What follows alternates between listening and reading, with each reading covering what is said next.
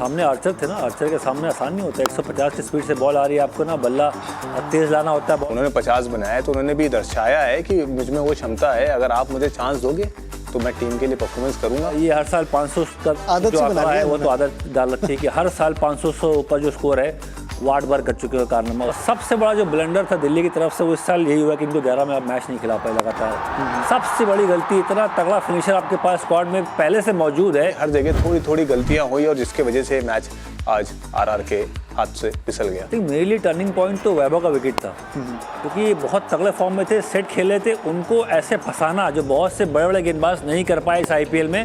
पूरी लाइन बोलो उमेश भाई, पूरी लाइन बोलो। कम दाम बम कम दाम बम काम। दाम कम नहीं है लेकिन कप्तान अक्षर पटेल का दाम कम नहीं है।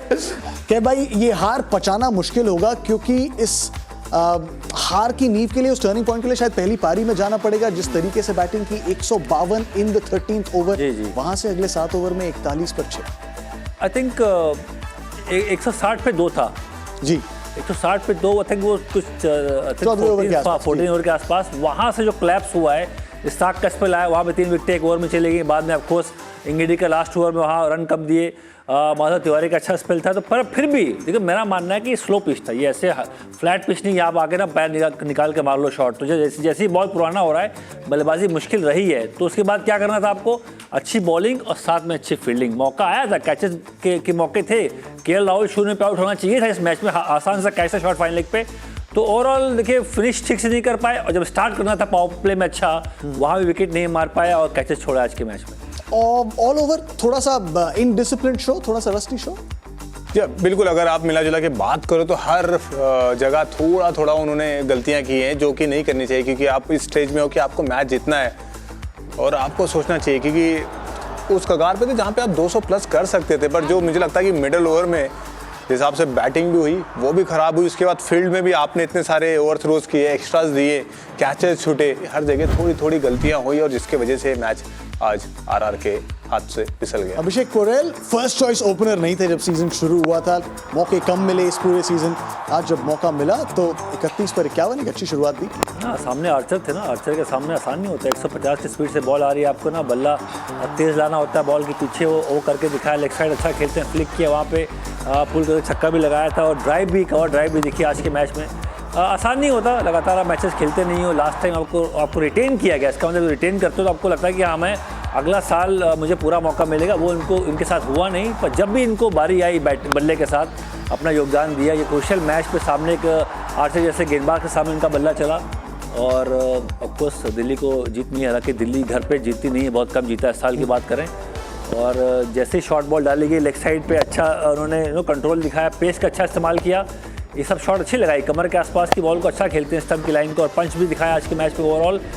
ये पारी खास इसलिए भी क्योंकि जो जैसा कैब भाई कह रहे थे, आसान नहीं होता उमेश भाई, जब आप in and out of the team हो, स्थिर पोजीशन नहीं हो आपकी टीम में, स्थिर जगह नहीं हो, उस लिहाज से बहुत महत्वपूर्ण पारी है। जी बिल्कुल, जब आपको चांसेस नहीं मिलते तो आप अपने ही कश्मकश में लगे होते हो, आपके दिमाग में वो चीज़ें यानी उलझी हुई होती है, क्योंकि आपको पता है कि चांसेस मिलेंगे, पर कितने मिलेंगे। पर जब चांसेस मिलेंगे उसके बाद रन बनाना बहुत इंपॉर्टेंट है, क्योंकि अगर मुझे चांस मिलेगा तो मुझे बड़े रन बनाने पड़ेंगे और टीम में बने रहने के लिए, क्योंकि आपकी जगह कंफर्म नहीं है, क्योंकि आप आ रहे हो जा रहे हो। और हमने इस सीज़न देखा है कि पोरेल को इतने मैच मिले नहीं हैं, ऑलमोस्ट एक मैच इसके पहले खेले, तो आज जब ओपन करने का मौका मिला और उसमें उन्होंने 50 बनाया, तो उन्होंने भी दर्शाया है कि मुझ में वो क्षमता है, अगर आप मुझे चांस दोगे तो मैं टीम के लिए परफॉर्मेंस करूंगा और मैं रन बना के दूंगा। तो आज वो दिखी है, जो पार्टनरशिप की हम बात कर रहे थे, पावर प्ले के बाहर भी दोनों बल्लेबाजों ने करें और ओपनर बल्लेबाजों ने 50% रन बनाए, तो वो एक बेहतर मुझे लगता है इनिंग और पार्टनरशिप एक अच्छी शुरुआत दी है उन्होंने। प्रॉमिसिंग यंगस्टर, अब काफ़ी वक्त बिता चुके हैं एक्चुअली दिल्ली कैपिटल्स की इस टीम के साथ। दोनों ओपनर्स ने अर्धशतक लगाए, केएल राहुल के बल्ले से भी वो रन बैंक हैं, ऑफकोर्स बहुत रन बनाते हैं, लेकिन इस मुकाबले में पहली गेंद पर मौका था कैब भाई। देखिए, मेरा एक सवाल है, थोड़ा सा मुश्किल सवाल है, वो उसका उत्तर जो हमारे आजकल के जो फ्रेंचाइज के ओनर्स हैं या जो स्काउटिंग करते हैं कि भाई आप जब स्काउट करते हो तो फील्डिंग भी आप चेक कर लो ना, यंग प्लेयर्स की आप बात तो करते हो, पर फील्डिंग तैयार नहीं। आज वैभव के पास एक आध बॉल आई, वो भी चौका छूट गया। सूर्यवंशी की बात कर रहा हूँ, यशराज के पास सीधा हाथ में कैच था, वो छूटा। उसके बाद केएल राहुल को अगर मौका दोगे तो तगड़े फॉर्म में खेलने, वो बख्शेंगे नहीं आपको, तो वो उसका भुगतान करना पड़ा। 42 बॉल पे 56 की पारी, एक इंच संभाल के खेले, क्योंकि बहुत 250 का चेस नहीं था, 200 के अंदर का चेस था, तो अपना जो रोल था थोड़ा चेंज किया, जहाँ टाइम लिया, बहुत तेज़ नहीं भागे, पर एक इंच से छोर पकड़ के रखा, उसके बाद एक पार्टनरशिप बिल्ड हुई और ये हर साल 500 का आदत जो से बना आंकड़ा है लिया वो तो आदत डाल रखी है कि हर साल 500 का जो स्कोर है वो 8 बार कर चुके हैं कारनामा। उससे पहले ऊपर बैठे हैं विराट कोहली, 9 बार वो कर चुके हैं। आज विराट कोहली 9वीं दफ़े उन्होंने किया आज ही के दिन, और अब केएल राहुल 8 बार जा चुके हैं 500 के उस आंकड़े के पार। 170 के ऊपर के स्ट्राइक रेट से बल्लेबाजी की है और आई थिंक वो एक मार्क चेंज है। उन्होंने कहा भी था एक मुकाबले के बाद कि मैंने काम किया है अपने स्ट्राइक रेट पर, अपने इंटेंट पर, और वो दिखा है इस पूरे सीजन। एक और बल्लेबाज उस दिल्ली कैपिटल्स लाइनअप में जिनके लिए फर्स्ट 2/3 ऑफ द सीजन बहुत अच्छा नहीं रहा था, अक्षर पटेल विद द बैट पिछले 2 मुकाबलों से लय में दिखे उमेश भाई। जी बिल्कुल, लास्ट मैच में जब जरूरत थी वहाँ पे रन बनाए और आज फिर जरूरत थी, क्योंकि बीच में जिस हिसाब से पारी दिल्ली की लड़खड़ाई है, क्योंकि जब केएल राहुल आउट हुए ना उसके बाद जो बैट्समैन आए तो बीच में 2-3 विकेट जल्दी गिर गए थे और थोड़ा सा रन भी रुक गए थे।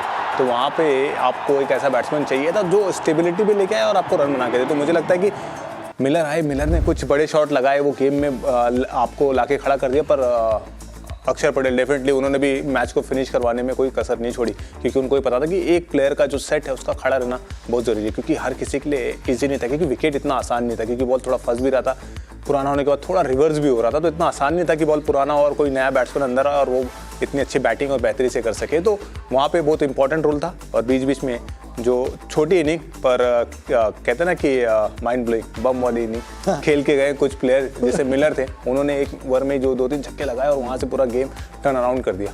पूरी लाइन बोलो उमेश भाई, पूरी लाइन बोलो। कम दाम बम कम दाम बम काम, दाम कम नहीं है लेकिन कप्तान अक्षर पटेल का दाम कम नहीं है। एक्चुअली एक और शख्स उस बैटिंग लाइनअप में जो फिनिशर इन चीफ बनते जा रहे हैं भाई, इनको भी नहीं मिली थी जगह पहले उस प्लेइंग 11 में। आज फिर क्रूशियल रन्स, 5 में 18 अंडर प्रेशर। और सबसे बड़ा जो ब्लंडर था दिल्ली की तरफ से वो इस साल यही हुआ कि इनको 11 में आप मैच नहीं खिला पाए लगातार। सबसे बड़ी गलती, इतना तगड़ा फिनिशर आपके पास स्क्वाड में पहले से मौजूद है, आप कभी आप राणा की तरफ गए, समीर की तरफ गए, आपके पास नायर की तरफ गए, कितने लोग को आपने ट्राई किया, पर इनको इम्पैक्ट प्लेयर बिठा के रखा हुआ है। भाई अगर मान लो 150 का चेज है और ये बंदा मान लो इम्पैक्ट प्लेयर बैटिंग करने जाता है और कम ओवर मैच जीतते हो तो आपको नेट रन रेट में इजाफा होता है ना।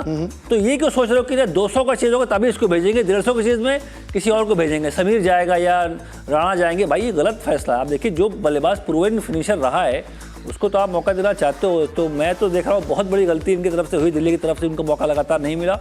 और जब भी मिला बाद में पंजाब के खिलाफ भी क्रूशियल पारी थी, फिनिशिंग का टच लेके वहाँ मैच जिताया, और यहाँ भी आज के मैच में कम बॉलों पे एक मैच विनिंग पारी आई। तो मेरा मानना है कि प्रूव किया है, प्रूवन प्लेयर लास्ट ईयर भी थे, ना खिलाना बड़ी गलती थी इस साल दिल्ली की तरफ से। हमने लगभग हर खिलाड़ी, हर पहलू की बात कर ली है इस मुकाबले की, लेकिन माधव तिवारी जिनका जीत में योगदान तीसरा सबसे ज़्यादा था दिल्ली कैपिटल्स के लिए, कि भाई अब 2 मुकाबले हो गए, जो सैंपल साइज आपने अब तक देखा है गेंदबाजी में खास तौर पर कितना प्रभावित किया है उसने आपको? आई थिंक मेरे लिए टर्निंग पॉइंट तो वैभव का विकेट था, क्योंकि ये बहुत तगड़े फॉर्म में थे, सेट खेल रहे थे, उनको ऐसे फंसाना जो बहुत से बड़े बड़े गेंदबाज नहीं कर पाए इस IPL में, वो माधव ने किया। देखिए वो उनके पास चेंज ऑफ पेस है, उनके पास दिमाग है। अमूमन क्या होता है लेफ्टी को लोग ना राउंड द स्टंप बॉलिंग करते हैं, एंगल से ना उसको स्टंप पे डालो, पर इन्होंने प्लान क्या किया, over the stump, keep it simple, और जो हार्ड लाइन को जो स्लोअर बाउंसर का इस्तेमाल करते हैं, चेंज ऑफ पेस इनकी ताकत है, और ज़्यादा बॉल ना उंगलियों से फेरते हैं। तो मेरा मानना है कि 2 बड़े क्रूशियल विकेट इनको मिली है, और सबसे बड़ा विकेट था वैभव सूर्यवंशी को। वो लुंगी हिंगेडे को छक्का लगा चुके थे, वो अच्छे लेवल दिखे थे, अच्छा स्टार्ट कर चुके थे आज के मैच में, और उनका विकेट गिरना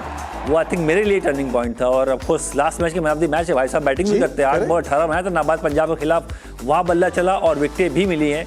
इकोनॉमी अंडर 7 है, 8 डॉट बॉल है और 2 क्रूशियल विकेट। बहुत मायने इस मुकाबले के जो आज शाम 6:30 बजे लेकर आएंगे चेन्नई से आपके लिए CSK सामने हैदराबाद। लेकिन सबके जहन में एक सवाल, चेन्नई सुपर किंग्स का अपने घर पे ये इस सीजन आखिरी मुकाबला है, जिसका मतलब ये कि अपने घर पे तलय धोनी को देखने का आखिरी मुकाबला ये आज शाम के प्रैक्टिस सेशन के विजुअल्स हैं। बहुत वक्त बिताया है महेंद्र सिंह धोनी के साथ मोहम्मद कैफ ने, कैसे सोचते हैं, क्या करते हैं, अगर खेलने वाले होते हैं अगले दिन तो प्रैक्टिस कैसी करते हैं, ये सारे सवालों के जवाब अगर किसी के पास है कैफ भाई तो आप ही के पास हैं। जब प्रैक्टिस करते तो नहीं खेलते। इस साल का ऐसा रहा है, मतलब तो मतलब इनके साथ बड़ा मुश्किल है प्रेडिक्ट करना है कि ये कल क्या करने वाले हैं, ये खुद ही जानते हैं हो सकता है खेल भी जाएं, हो सकता है ना खेलें, पर ये कि क्राउड के लिए खेलना, लोग ना भीड़ देखने आए, वैसे बंदे हैं नहीं। वैसे इनको कोई लाइमलाइट चाहिए नहीं। हमने देखा इंडिया के लिए जब उन्होंने टेस्ट मैच से रिटायरमेंट लिया था तो एक छोटा सा मैसेज छोड़ के डाल दिया सोशल मीडिया कि भैया बस हो गया मेरा। तो वैसे बंदे हाँ, हालांकि ये जाएंगे नहीं, मान लो अगर नहीं भी खेलेंगे आगे तो वो डगआउट के हिस्सा रहेंगे, मेंटर रहेंगे, कोई डायरेक्टर बन जाएंगे, टीम रन करेंगे, तो चेन्नई छोड़ के नहीं जाने वाले। तो इसीलिए मुझे लगता है कि कल का जो हम लोग बिल्ड कर रहे हैं शायद खेलें, पर लगता नहीं मुझे यार, बहुत लेट हो गया। मतलब क्रूशियल मैचेस आ रहे हैं, हर मैच की इंपॉर्टेंस है, लगातार खेले नहीं है। I don't think he will play. आज इतना ही। बहुत बहुत शुक्रिया मोहम्मद कैफ का, बहुत बहुत शुक्रिया आप सबका। आपसे मुलाकात होगी शाम 6:30 बजे। हम नजरें लगाकर रखेंगे कि एम एस धोनी खेल रहे हैं कि नहीं।